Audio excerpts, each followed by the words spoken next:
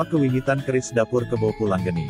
Pada kesempatan kali ini, kita membahas keris wingit berdapur Kebo Pulanggeni termasuk jenis dapur kebo yang langka. Bicara tentang keris dapur Maheso atau kebo.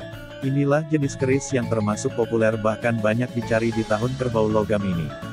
Ada berbagai jenis varian dalam keris dapur kebo ini. Pada keris lurus misalnya, ada kebo lajar, kebo teki, kebo salurum, kebo giri, dan sebagainya. Sementara mewakili keris kebo yang memiliki look antara lain kebo dengen atau mahesa dengen, mahesa tankober, mahesa anabrang atau mahesa nyabrang, dan lain-lainnya. Sebelum lebih jauh, masih ada yang menggelitik terlintas dalam pikiran, sebab ada pendapat bahwa untuk jenis keris berdapur kebo hanya yang bilahnya lurus disebut kebo. Tapi agak aneh, untuk keris kebo yang berlook disebut mahesa. Memang, belum terlacak mengapa ada pembedaan seperti itu. Sama halnya, belum terkuak apa yang membuat pembuat keris alias empu keris menamainya kebo atau kerbau atau mahesa. Bukan nandi atau sapi. Ada yang berpendapat keris berdapur kebo atau mahesa adalah keris petani. Pendapat ini tentulah erat kaitannya dengan kerbau sebagai alat membajak sawah. Jika ditelisik lebih dalam, berdasar banyak literatur, keris kebo pada awalnya dimiliki para pangeran, raja, serta bangsawan. Dalam pemahaman yang sudah terlanjur tersebar luas, kesalahan saat menganggap keris kebo hanya identik dengan petani. Sebab, keris kebo ada sejarahnya tersendiri. Tetapi anggapan masyarakat juga tidak keliru, pada saat keraton menjadikan keris berkaitan dengan aksesori regulasi dan status sosial di zaman Mataram, maka kemudian bentuk keris yang sederhana itu dianggap sebagai keris petani.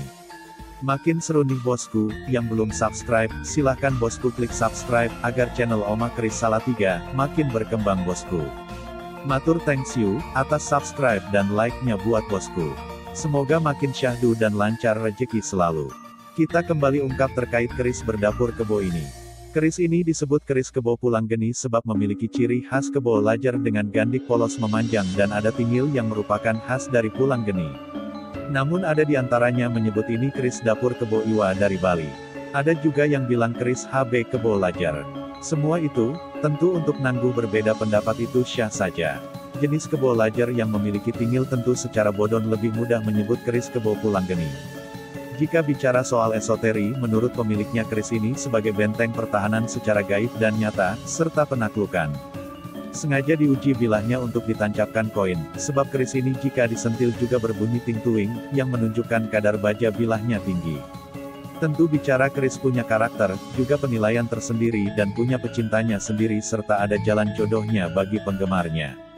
Bersama Oma Keris Salatiga kita sinau bareng dari berbagai sudut pandang mengenal kearifan lokal terkait budaya Tosan Aji warisan agung leluhur kita yang layak kita banggakan, jaga dan lestarikan keberadaannya.